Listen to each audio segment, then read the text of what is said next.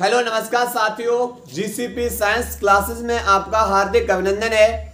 जैसा कि बेटा हम पढ़ रहे हैं 2024 के अनसॉल्व्ड पेपर को, जिसमें फिजिक्स और केमिस्ट्री के लगा रहे हैं। केमिस्ट्री के 2024 के 2 अनसॉल्व्ड पेपर बेटा हल कर चुके हैं, जिन्हें प्लेलिस्ट में ऐड कर दिया गया है। और 2024 के फिजिक्स के सेट नंबर 1 को हम लगा रहे हैं, जिसमें क्वेश्चन नंबर 5 के गा तक करा दिए गए थे। आज उससे आगे क्लास लेकर आए हुए हैं। तो देखते हैं 5 के गा के बाद क्वेश्चन 5 का घ। 5 का गा क्वेश्चन क्या बोल रहा है?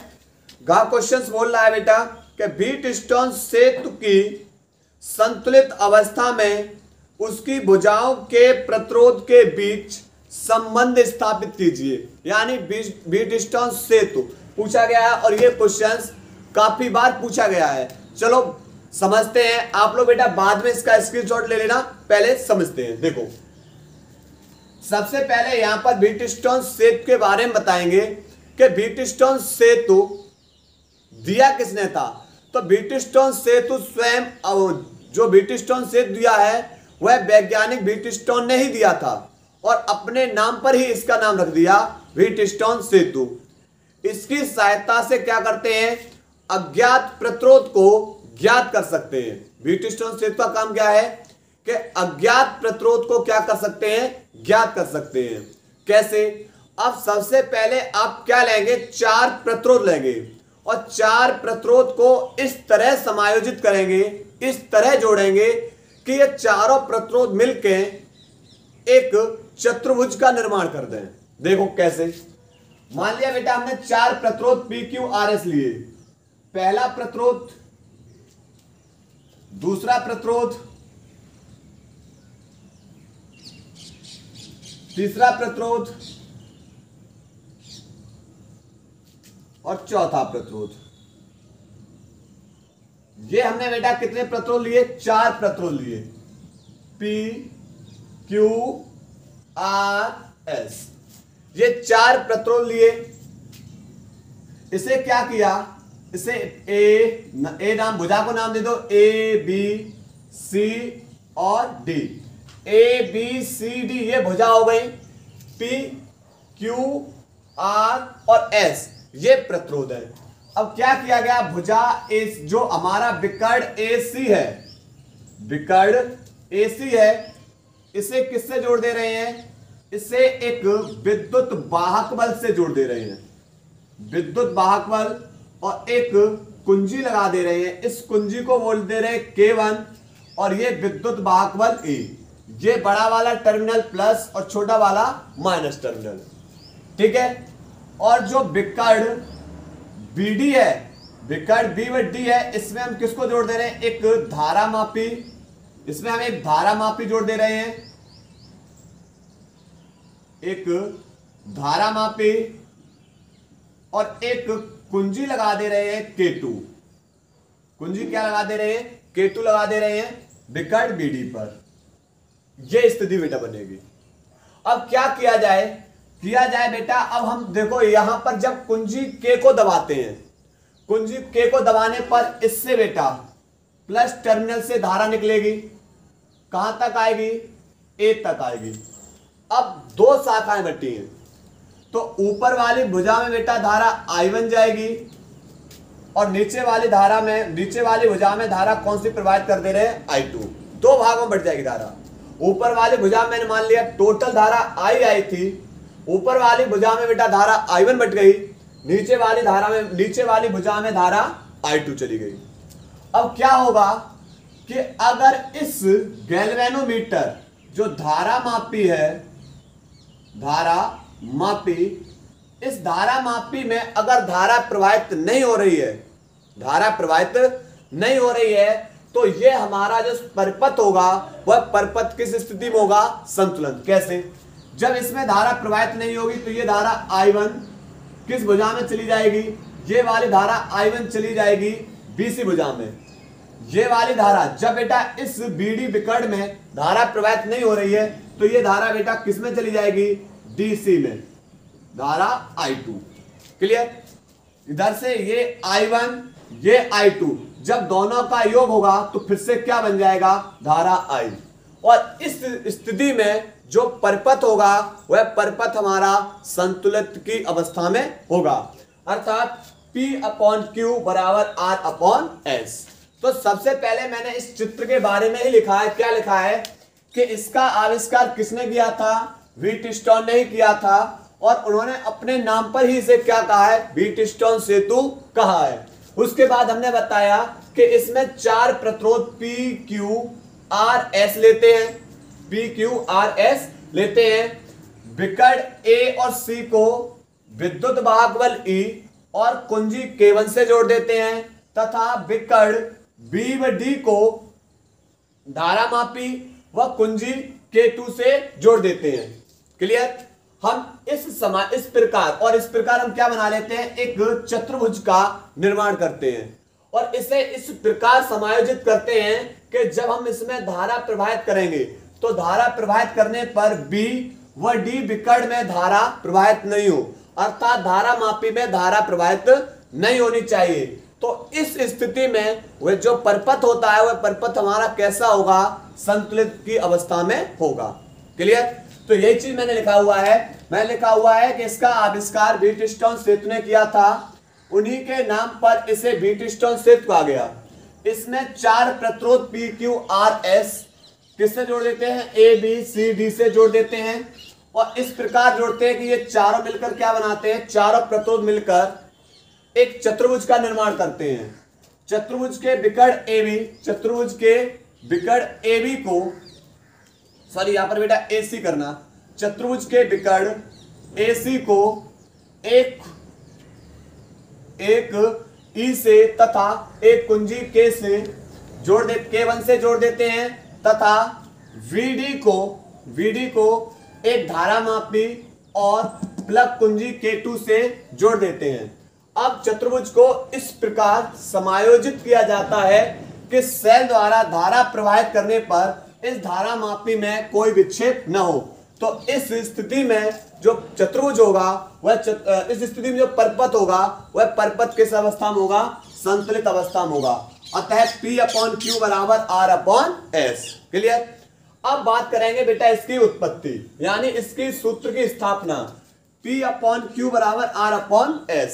देखो सबसे पहले देखो एक बंद पास ये बन गया, पहला बंद पास ये बन गया और दूसरा बंद पास ये बन गया। ये दो बंद पास कैसे, ABDA, पहला इधर का बंद पास, दूसरा वाला BCDB, दूसरा बंद पास ये बन गया।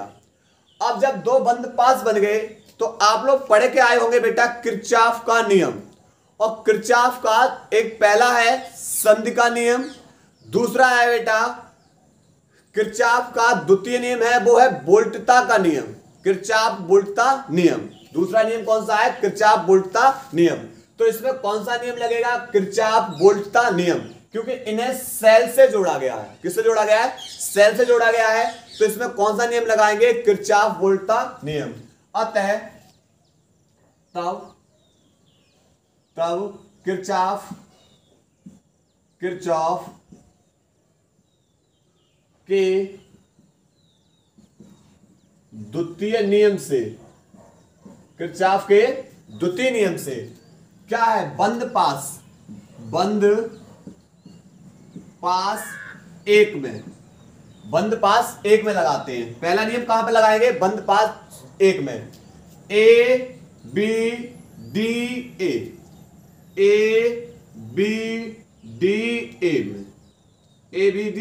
में, पहला बंद पास ABDA में। ठीक है, किरचॉफ का द्वितीय नियम लगाएंगे। जब हम बेटा धारा की दिशा में चलेंगे, चूंकि फॉर्मूला है E बराबर होगा, E बराबर I इंटू में R। धारा के संगत बेटा किसको लेंगे, उसके प्रतिरोध को। विद्युत वाहक बल यहां से मिल ही रहा है, तो धारा विद्युत वाहक बल मिलने से क्या होगा, जो प्रतिरोध होगा वह प्रतिरोध बेटा किसके संगत होगा, धारा के संगत। धारा की दिशा में चलोगे चिन्ह प्लस लेना है, धारा के विपरीत दिशा में चलोगे चिन्ह कैसा लेना है, माइनस। ठीक है, और किसको लेना है, धारा के संगत किसको लेना है, प्रतिरोध के गुणनफल को। देखो सबसे पहले चलेंगे ए से बी। ए से बी हम जा भी बेटा ए से बी रहे हैं और धारा भी बेटा ए से बी बह रही है, तो इसके संगत बेटा जो धारा बह रही है वो I1 और प्रतिरोध पहले हमने कौन लिया है P, प्रतिरोध कौन है P। उसके बाद फिर चले हम बेटा ए से बी आए, धारा इंटू में प्रतिरोध हो गया। उसके बाद बी से चले डी, कोई प्रतिरोध नहीं जुड़ा है, कोई प्रतिरोध नहीं जुड़ा है। उसके बाद हम फिर कहां से चलेंगे डी से ए। अब धारा चल रही है इधर, धारा इधर बह रही है, पर हम जा किधर रहे हैं डी से ए, यानी चिन्ह कैसा लिया जाएगा माइनस। धारा की दिशा में प्लस, धारा के विपरीत दिशा में माइनस। अच्छा इसमें धारा कौन सी है I2 और प्रतिरोध कौन सा है, प्रतिरोध हमने कौन सा माना है R, और बराबर इस पूरे परपथ के अंदर, इस पूरे परपथ के अंदर कोई भी विद्युत वाहक बल नहीं जुड़ा है, बराबर 0।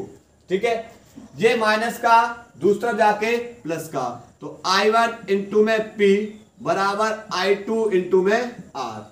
समीकरण नंबर 1, समीकरण नंबर 1। अब बंद पास 2 में, बंद पास 2 में, बंद पास 2 कौन सा है, B से C, C से D और D से फिर कहां चलेंगे B में। तो B से C, C से D और D से कहां चलेंगे B में। KVL लॉ लगाने पर कौन सा नियम लगाएंगे, किरचॉफ का द्वितीय नियम लगाएंगे। ठीक है, देखो सबसे पहले धारा की दिशा में चलोगे चिन्ह प्लस, धारा के विपरीत दिशा में चलोगे चिन्ह माइनस।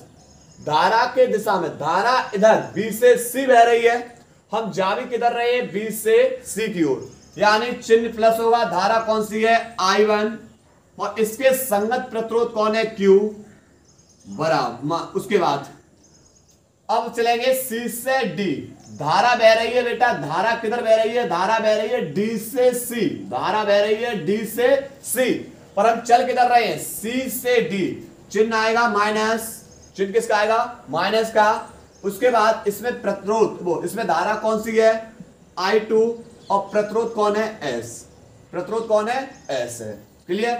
अब देखो यहां से ये माइनस का दूसरी ओर जाके प्लस का, बराबर 0, बराबर 0 इसलिए कि इस परपथ के अंदर कोई विद्युत वाहक बल नहीं लगा है, जो विद्युत वाहक बल लगा हुआ है वह परपथ के बाहर। ठीक है, बराबर 0 हो जाएगा। तो यहां से बनेगा I1 इंटू में Q, जे माइनस का उधर जाके प्लस का, तो I2 इंटू में S। समीकरण नंबर 2। अब क्या करना है, समीकरण 1 में समीकरण 2 का भाग देने पर, समीकरण 1 में भाग देंगे 2 का, जब भाग देंगे तो LHS और RHS में, तो इसकी LHS में I1P बट्टे इसकी LHS में I1Q बराबर इसकी RHS में I2R बट्टे इसकी RHS में I2S।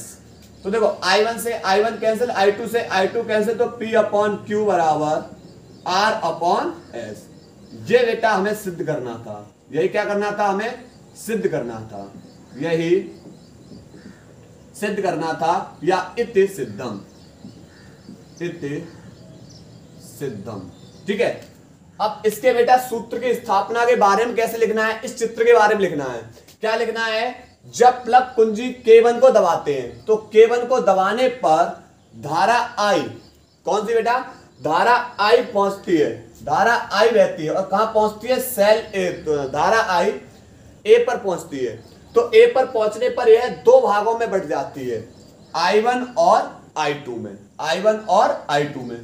अब I1 धारा बेटा, I1 धारा कहां में बहेगी, I1 धारा बहेगी A से लेकर C तक, और I2 धारा कहां, I2 धारा बहेगी A से लेकर C तक, A से लेकर बेटा C तक ऊपर वाले में और A से लेकर C तक नीचे वाले में धारा प्रवाहित होगी।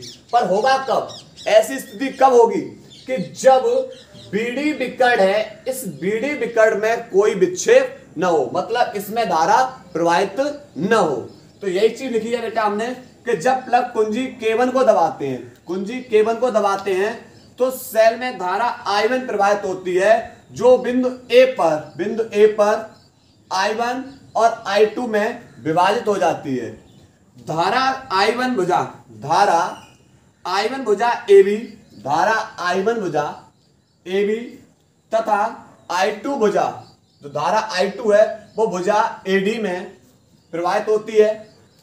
अब प्रतिरोध PQRS को इस प्रकार समायोजित करते हैं कि प्लग कुंजी K2 दबाने पर इस धारा मापी में कोई विक्षेप न हो, कोई विक्षेप न हो, अतः विकर्ण BD में धारा प्रवाहित न हो। तो BC भुजा, BC भुजा में, ये BC भुजा में धारा I1 बहेगी, जो किसमें बह रही है, जो भुजा AB में बह रही है।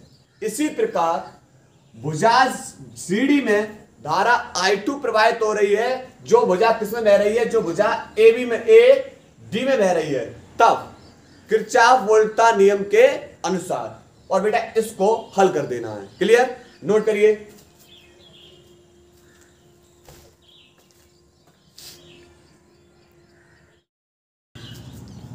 इसके बाद बेटा क्वेश्चन नंबर 5 का घ कह रहा है एक तार का प्रतिरोध 16 ओम है, इसे पिघलाकर पहले से आधी लंबाई का तार खींचा जाता है, नए तार का प्रतिरोध ज्ञात कीजिए। एक तार था जिसका पहले प्रतिरोध 16 था, लेकिन जब उसे पिघलाकर उसकी लंबाई को आधा कर दिया गया तो नए तार का प्रतिरोध पूछा है। देखो पहले तार था R1 था, जब तब प्रतिरोध कितना था, 16 ओम था, तो लंबाई L1 बराबर बेटा L हो जाएगी और क्षेत्रफल A1 बराबर क्या हो जाएगा, A1 मान ले रहे हैं। ये पहले की स्थिति है। क्लियर। अब क्या कर दिया गया है, तार को पिघला दिया गया है, तो पिघला कर बेटा जो उसकी लंबाई है L2, लंबाई को आधा कर दिया गया। क्षेत्रफल पर बेटा A2 बराबर A2 ही मान ले रहे हैं। ठीक है, और ध्यान रखना, तो हमें नए तार का प्रतिरोध पूछा है। क्या पूछा है, नए तार का प्रतिरोध, यानी R2। नए तार की लंबाई L2 हो जाएगी, नए तार का क्षेत्रफल A2 हो जाएगा, नए तार का प्रतिरोध पूछा है। ठीक है, माना तार का जो घनत्व है, घनत्व वो बेटा मैंने मान लिया D है। घनत्व क्या है, D, क्योंकि दोनों तारों का बेटा घनत्व समान रहेगा। तब घनत्व बराबर क्या होता है, घनत्व बराबर होता है द्रव्यमान वट्टे में आयतन, द्रव्यमान वट्टे में आयतन। तो सबसे पहले हम क्या निकालेंगे, इन दोनों तारों का द्रव्यमान कितना है, दोनों तारों का द्रव्यमान कितना है। तो द्रव्यमान बराबर हो जाएगा, द्रव्यमान M बराबर हो जाएगा घनत्व इंटू में आयतन, घनत्व इंटू में आयतन। इस फॉर्मूले से मान लिया पहले तार का द्रव्यमान M1 था, जब पिघला दिया गया तब द्रव्यमान बेटा क्या हो जाएगा, M2। तब बेटा तो M1 बराबर M2, तब द्रव्यमान M1 बराबर क्या होगा, M2। तो M1 की जगह घनत्व D इंटू में B1 बराबर M2 की जगह घनत्व D इंटू में B2, क्योंकि दोनों तारों का बेटा घनत्व कैसा रहेगा, समान रहेगा। ठीक है, अब यहां से आयतन बराबर क्या होगा, आयतन बराबर बेटा फॉर्मूला ध्यान रखना, दो फॉर्मूले होते हैं। एक होता है आयतन बराबर लंबाई गुणा चौड़ाई गुणा ऊंचाई, एक फॉर्मूला। लेकिन दूसरा फॉर्मूला होता है लंबाई गुणा क्षेत्रफल, लंबाई गुणा क्षेत्रफल, क्योंकि क्षेत्रफल के अंदर लंबाई इंटू चौड़ाई आ जाएगी। ठीक है, तो दूसरा फॉर्मूला होता है लंबाई इंटू में क्षेत्रफल, जब क्षेत्रफल दे रखा हो लंबाई दे रखी हो। तो यहां पर लगाएंगे B1 की जगह लगाएंगे, B1 की जगह क्या आ जाएगा, लंबाई L1 इंटू में क्षेत्रफल A1 बराबर B2 की जगह लगाएंगे लंबाई L2 और क्षेत्रफल A2। ठीक है, अब लंबाई को एक तरफ कर लीजिए, क्षेत्रफल को एक तरफ कर लीजिए। L1 ये गुणा में दूसरे जाके भाग में बराबर, ये गुणा में दूसरे जाके भाग में बट्टे A1 पर लंबाई L1 बराबर क्या दे रखा है, लंबाई L1 बराबर दे रखा है L, लंबाई L1 बराबर क्या दे रखा है L, और L2 बराबर क्या दे रखा है, L2 बराबर दे रखा है L/2, L से L कैंसिल, ये दो कहां पहुंच जाएंगे, ऊपर। तो L1 बट्टे L2 ये बराबर किसके है, ये बराबर है A2 बट्टे A1 के, और 2 को जब ऊपर भेज दोगे तो 2/1। क्लियर? क्यों? क्योंकि L1/L2 बराबर किसके? A2/A1 के, और L1/L2 का मान कितना है? 2/1, और ये बेटा किसके बराबर है? इसके। ठीक है, अतः अब बेटा एक फॉर्मूला पढ़ के आए हैं आप लोग, R बराबर ρL/A। एक फॉर्मूला पढ़ के आए हैं, R बराबर ρL/A। प्रतिरोध, विशिष्ट प्रतिरोध के अंदर पढ़ के आए होंगे। तो यहां पर फॉर्मूला बनाएंगे, R1 बराबर ρL1/A1, समीकरण 1। ऐसे R2 बराबर ρL2/A2, समीकरण नंबर 2। समीकरण 1 का भाग 2 में देने पर, समीकरण 1 में 2 का भाग दीजिए। समीकरण 1 में कितने का भाग दे देंगे? 2 का भाग दे देंगे। तो लगाएंगे बेटा फॉर्मूला में, यहां पर भाग देंगे। LHS में भाग देते हैं, RHS में। तो LHS में R1 में भाग देंगे R2 का। इसकी RHS में देखो, ρL1/A1 में भाग देंगे ρL2/A2। रो से रो कैंसिल, घनत्व विशिष्ट प्रतिरोध क्या हो जाएगा? कैंसिल। बाहर का बाहर गुणा अंदर का अंदर। तो R1 का वैल्यू कितना है? R1 का वैल्यू है 16/R2 बराबर A2 ऊपर ले जाओ, तो A2 इंटू में L1/A1 इंटू में L2। अब वैल्यू लगाएंगे, देखो A1/A2 बराबर क्या है? 2/1 इंटू L1/L2 बराबर क्या है? 2/1। क्यों? क्योंकि बेटा L1/L2 बराबर है A2/A1 के, और बराबर इन दोनों का मान क्या है? 2/1।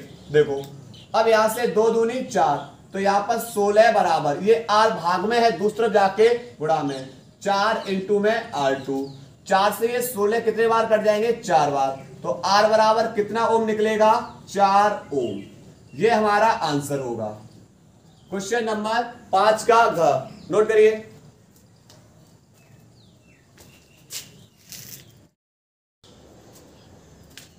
इसके बाद बेटा क्वेश्चन नंबर 5 का ढ। 5 का ढ क्वेश्चन बोल रहा है, कह रहा है किसी समांतर प्लेट धारित्र की धारिता के लिए व्यंजक प्राप्त कीजिए, इसकी धारिता कैसे बढ़ाई जा सकती है? तो समझते हैं। देखो समांतर प्लेट संधारित्र के लिए फॉर्मूला पूछा है। समांतर प्लेट संधारित्र, समांतर प्लेट संधारित्र के लिए क्या पूछा है? फॉर्मूला। देखो मैंने मान लिया बेटा ये 2 समांतर प्लेट ली। कितनी समांतर प्लेट ले रहे हैं? 2। एक प्लेट P1 और दूसरी बेटा जो समांतर प्लेट ली है वो ली हमने P2। ये P2 प्लेट है, एक P1 और एक P2।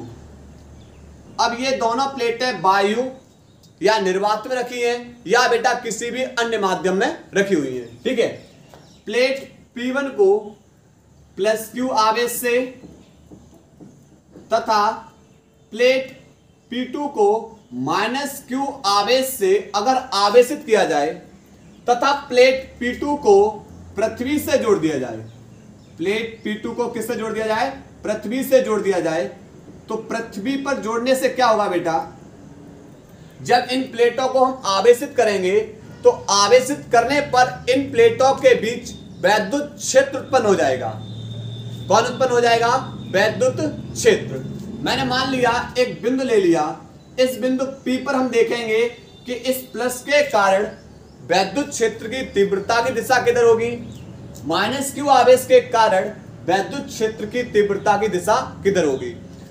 तो हमेशा ध्यान रखना है +Q आवेश के कारण वैद्युत क्षेत्र की तीव्रता की दिशा +Q आवेश के विपरीत होती है।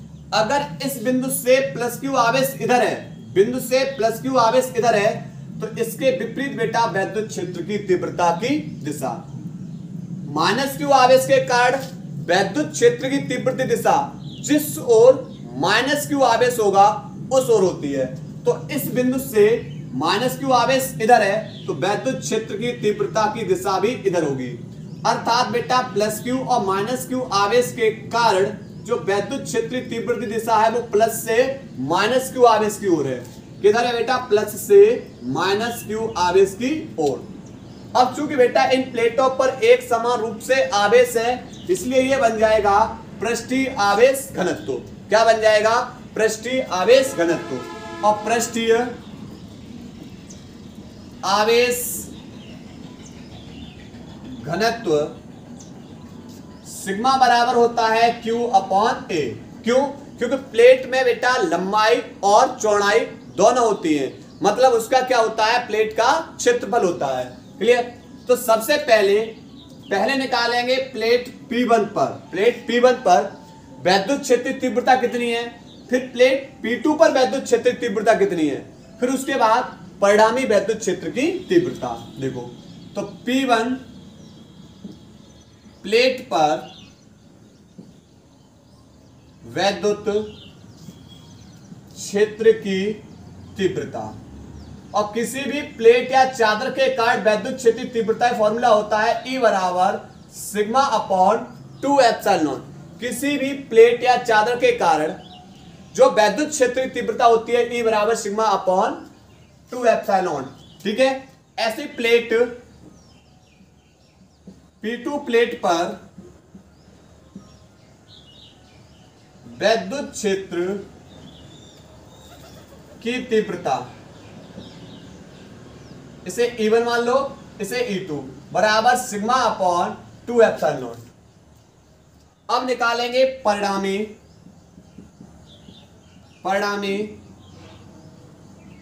वैद्युत क्षेत्र की तीव्रता।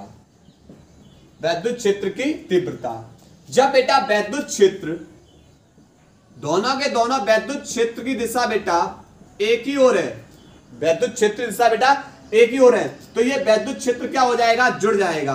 यानी E बराबर E1 प्लस E2, E बराबर E1 प्लस E2।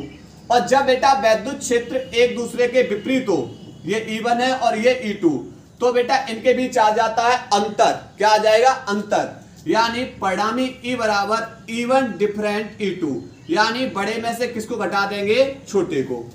ये इनका अंतर आ जाएगा। जब एक ही दिशा में वैद्युत क्षेत्र है, जोड़ेंगे, विपरीत है तो घटा देंगे। ठीक है? तो यहां पर देखो वैद्युत क्षेत्र बेटा दिशा सबकी एक ही ओर है, एक ही दिशा में है, अर्थात बेटा परिणामी वैद्युत क्षेत्र तीव्रता E बराबर E1 प्लस E2। E बराबर E1 प्लस E2। तो E1 का वैल्यू कितना निकाला है?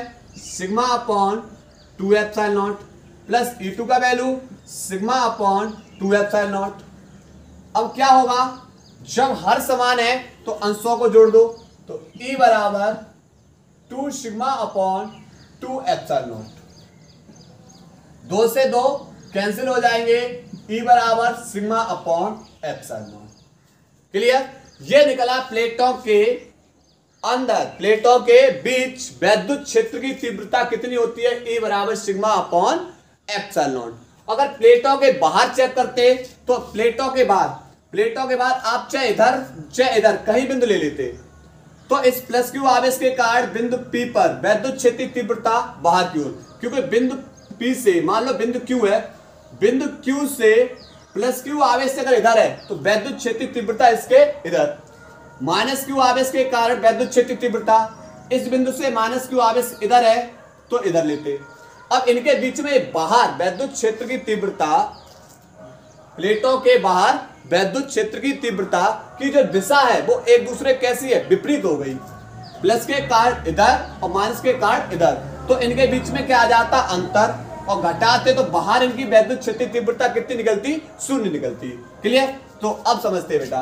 उसके बाद चूंकि हमें पता है सिग्मा बराबर क्या होता है? Q अपॉन A, तो सिग्मा की जगह लगाओगे Q upon A epsilon not. ये बेटा क्या निकाल लिया? प्लेटों के बीच वैद्युत क्षेत्र की तीव्रता।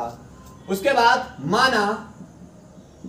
माना प्लेटों के मध्य विभवांतर B है तथा ये प्लेटें एक दूसरे से कितनी दूरी पर रखी हुई हैं? D दूरी पर रखी हुई हैं, तथा प्लेटों के बीच दूरी D हो तब वैद्युत क्षेत्र तीव्रता, तब वैद्युत क्षेत्र की तीव्रता E बराबर होता है B अपॉन डी। विभव प्रवणता से E बराबर B अपॉन डी। तो यहां से हम किसका वैल्यू निकाल ले रहे हैं? इसके हम यहां से निकाले बेटा कि प्लेटों के बीच विभवांतर कितना है। तो D का गुणा E में कर दो तो B बराबर हो जाएगा E इंटू में D। E का वैल्यू कुछ निकाला है, E का वैल्यू है Q upon A epsilon not into में D। ये निकाल लिया हमने विभवांतर। ये क्या निकाल लिया? विभवांतर। पर हमें निकालना है समांतर प्लेट, समांतर प्लेट संधारित्र, संधारित्र की धारिता C बराबर Q अपॉन C बराबर Q अपॉन V, C बराबर Q अपॉन V। क्लियर? तो यहां से किसका वैल्यू? Q अपॉन V का वैल्यू कितना है? Q upon A epsilon not into में D। Q से Q cancel, A epsilon not ऊपर भेज देंगे तो यहां पर हो जाएगा C बराबर A epsilon not upon D। ये निकलेगा समांतर प्लेट संधारित्र की धारिता का फॉर्मूला। क्या निकलेगा? इसके बाद बेटा इसकी धारिता को कैसे बढ़ाया जाए? तो धारिता को बढ़ाया जा सकता है बेटा यदि यदि यदि संधारित्र की प्लेटों के बीच, प्लेटों संधारित्र की, यदि संधारित्र की प्लेटों के बीच